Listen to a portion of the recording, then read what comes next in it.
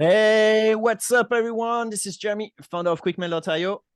Hey, this is Jack, Chief Lead Generation Officer at salesbread.com. Good day. Today, What are we gonna talk? we're going to talk about what are some things that you can do that's going to win you deals over your competitors. Yeah, it Hmm. was one of the questions for rapid fire lately, and Yeah. we realized that maybe worth its own cast, right? Yeah. Or at least a second look. So that's what we're going to do. And you'll leave the episode with a few tricks that's maybe going to inspire you to build a list of firms using your competitors' tools. Perhaps this is going to be especially relevant to the SaaS listeners, I think, because Okay. it's so easy to build a list of those sites using certain technologies. So perk your ears up if that's you. All Either right. way, there'll be Already some cold spoiling it. email strategy. Yeah. Okay, but with that said, we got to hear from our sponsors because today most B2B companies lack the time or the expertise to turn cold, hard to reach prospects into warm sales qualified leads. So at salesbread.com, we'll bring you one qualified lead every day, Monday through Friday, by sending ultra personalized cold emails and LinkedIn messages. So if you'd rather not worry about prospecting, list building, personalization, response handling, copywriting, or strategy, head over to salesbread.com, check out some of our content, and get in touch. We'll help Yeah, you make some moolah. very well said. But today, it's also hard to scale an agency that manages cold outreach once you pass the 10 mark client. Keep track of all your inboxes and sending reputation becomes an absolute nightmare. Meanwhile, you're worried how to keep getting results for clients, but your team doesn't have visibility on which client needs the most attention. Very common, unfortunately. Not to mention having to deal with unhelpful support every day, asking why some part of your tool is not working again, right? Big nightmare. That's why some of the biggest cold email agency in the world chooses QuickMail. It's no drama, it just works, and you can scale your business without worrying that things will break while you're away. And if anything breaks, we got fantastic support. Anyway, so if your operation is looking for the most robust, flexible cold email tool to scale your business, head over to quickmail.io and start a trial or ask support for a demo. You'll be glad you did. Yeah, take my word for it. But for now, let's shift gears here. How are we going to send cold outreach messages that wins deals over the Yeah. competition? Okay, and so we should throw a 10-minute timer up. Oh, forgot Yeah, your and trusty timer. while you're doing that, let's kind of unpack the first question is, should you? Should you be targeting companies that are using either a tool or a service of your competitor? I think you should Yes.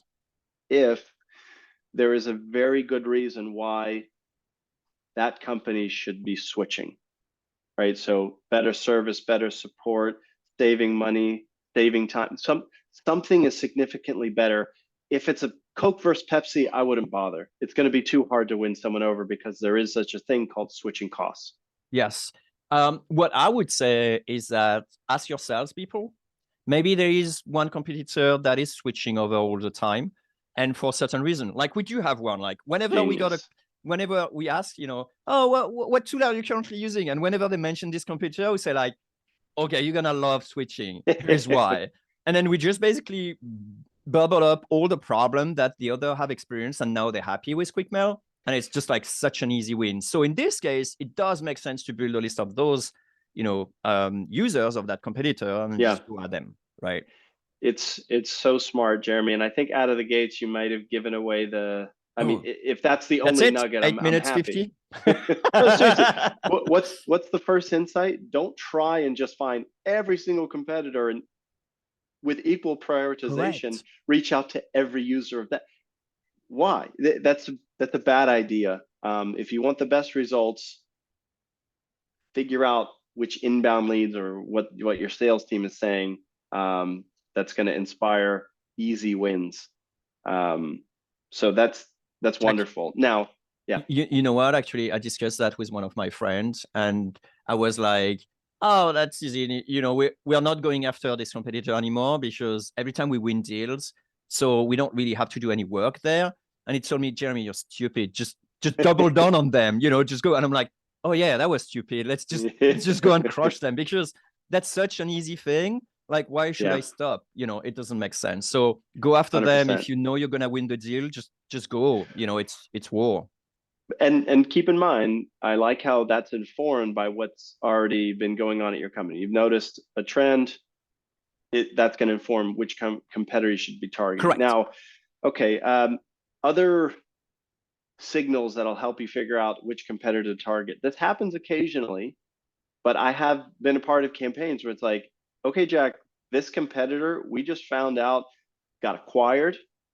We just found out that they closed down. So quickly find all the companies using this technology, because in the next 3 months they won't be able to use them. They're going to have to find another alternative. If that's you, and in every, like, if a company's around long enough, you will see competitors rise and fall. Yep. By all means, use that to inform a competitor campaign. Yeah. Anything else on? Yeah, go ahead, Jerry. Yeah. I was about to say, like, one of my SaaS friend did actually exactly that. Like, one of his competitor really stumbled, and then I just basically just sent like an email to all the people he knew were using this competitor, and say, well, if you're fed up of having to deal with that, Look at that. just come and see us. You'll be welcome. It's the same thing with the auto warmer. I'm sure like a lot of people will stumble, after February. So it'll be interesting to to say like, hey, Good point. how's it going on? With Excellent point. that competitor. Excellent point. I've got one more signal that'll tell you which competitor to target, and it's this time not informed on the competitor's fault, but on your gain. So let's say you release a feature or a new thing in your service that's the answer to what's going wrong in the marketplace. Find a couple competitors that don't have an answer here, and go after their audience for best result. Yeah, those ones are usually tricky because people are entrenched. Like, a good example would be when there was like tape backup, like an ancient thing, and the cost to switch to cloud, backups were like so high, like you need to retrain people, change people, and so on. The cost was high, so obviously you wouldn't go after your sort of competitor, quote unquote. You will actually go after the new early adopters. So sometimes it may not work, going after your competitors. It depends how painful that problem that remains unsolved is. Certainly not with everything, for sure. If it's a minor feature, don't waste your time. But I do want to start to talk a little bit about what to say to this list. But I have one more particular group of people I think I'd target. And I want to hear yours, but I have a weird one in mind. This is what I call the untapped users. So you basically use competitor data to figure out the profile, the ICP, the company that is most likely to have your solution and or competitor solution. And then you just basically find all the players in that market and analyze each one and find those that don't have a solution yet. So maybe they've built a from scratch, or God forbid, they're still using spreadsheets, for example. You can find out if they're going without a solution yet. And that, I think, if they are otherwise a great fit, should be a ripe opportunity for winning deals. What do you think? Yeah, I like that. I'm just going to build on your stuff. Like, sometimes some competitors may have like a development dashboard or whatever, where people vote on features. I just look at your highest voted feature. Yeah, exactly. And then you just go after and say, hey, we got that already. If you do. One thing I would say is, if you have a different angle to what most people do, that may resonate more. So one of the competitors we keep gaining, a lot of their clients, is because we have a radical different approach with how QuickMail is actually helping teams more than individuals. So most of our competitors, for example, are trying to make each individual more effective in doing all the different tasks.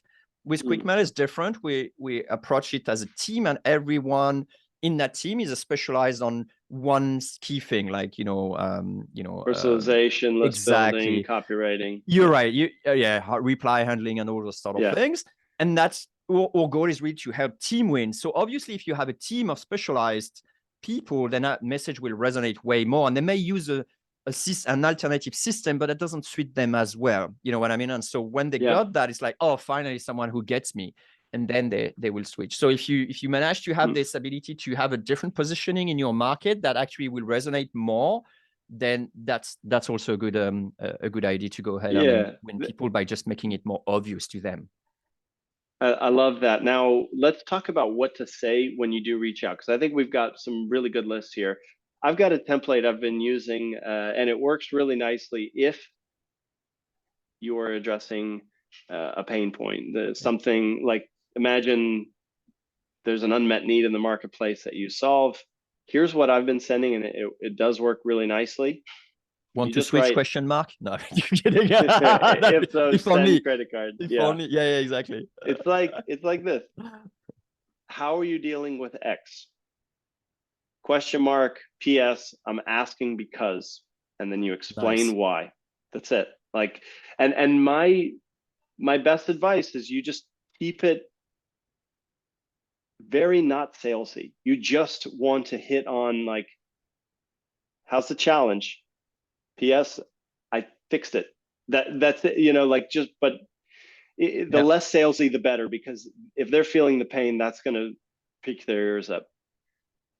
How do you deal with, in that case, like you only going to find out once they reply to the email, which is one of the things I find is very difficult when you can't sort of like pre-build the list of people, and then you just have to send them and then figure out, like, if they reply, they have this problem, yes or no type of thing, right? Well, luckily you kind of know, like, okay, I'll give an example. Yeah, Imagine, you pre-vet the list already, so your assumption is like probably like 90% on the list is expecting to have this problem. just right? imagine Okay, this. Imagine, like, I don't know, a company is advertising or is investing in content slash SEO services, but the plugin they're using slows down the website like crazy, and those two things don't go together. So it's like, how are you dealing with rankings given a 5-second load speed because of this plugin?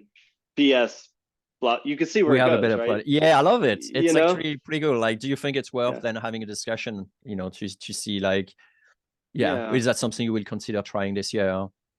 And that's, or do you have some room for experimenting, a much faster, the conversion length. rate on a much faster, website? That's And cool. you don't even have to go that heavy. You could just leave it, light, because again, you're hitting something that already hurts. Ooh, yeah, Like, putting where some does it? salt. And then that tooth needs to go. So that's my advice: is build a really good list, hit on something without trying to be extra salesy, and let the prospect pain do the rest. Absolutely love it. I mean, whenever you can, apply strength to weaknesses. That's it. Well said. Anything else, Jeremy? We're coming to the 10-minute mark. I think Brilliant. that brilliant. The only thing we didn't hit on here is, in the next follow-up, obviously you're going to bring up maybe another angle that's a lot better. So if your pricing is more competitive, throw it in the second email. Just, again, respect the hierarchy. Go with most painful problem solved to least in this follow-up. You know what, Jack? Let's do the next episode about follow-ups and how you should actually do a proper follow-up and what it looks like. Ooh, I'm into it. Jeremy, thank you. And if you're listening all the way to the end, thank you. You don't have to give us a review on iTunes or Spotify or whatever you're listening to. Just check out course.quickmail.io. It's the follow-up conversation that you probably wish you could sit down with Jeremy and I for 10 plus hours and just have us make you build out a robust agency level cold email outreach campaign and the team and processes to almost automate it for yourself, at least. If that's you, check out course.quickmail.io. You'll be impressed. I know this week we had some really nice feedback from a couple users. I'll give some shout outs, but basically 15% of the way through, and we had Alan say that he was already blown away by the content. So Alan, thank you for joining. And for the rest of you, check it out. There's a very risk-free money-back guarantee. You can take it for a test drive. But I'll leave you at that. Jeremy, thank you as always. Thanks, Jack. Awesome. Cool. Bye.